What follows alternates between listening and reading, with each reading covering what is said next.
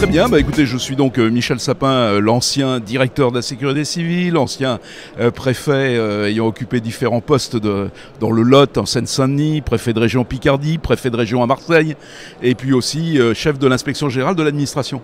au ministère de l'Intérieur. Et c'est dans cette fonction que j'ai été amené à la fin de mon mandat de travailler à la demande du ministre de l'époque sur donc le secourisme et les associations de protection civile. Et j'ai remis un rapport en ce sens, donc il y a quelques mois maintenant, presque un an, au ministre Manuel Valls, qui était encore ministre de l'Intérieur. Alors je suis heureux donc moi d'être venu d'abord à cette table ronde, bien sûr, et puis aussi d'être venu voir ce salon.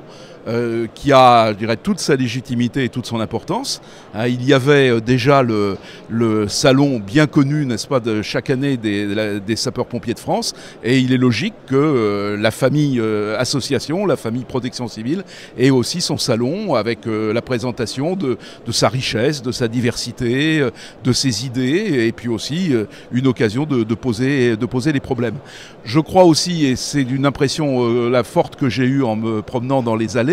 que c'est aussi un carrefour d'associations important, parce que ça permet à des associations qui sont quelquefois concurrentes, il faut le dire, sur le terrain, de se connaître, de mieux se connaître, de s'apprécier, de nouer des relations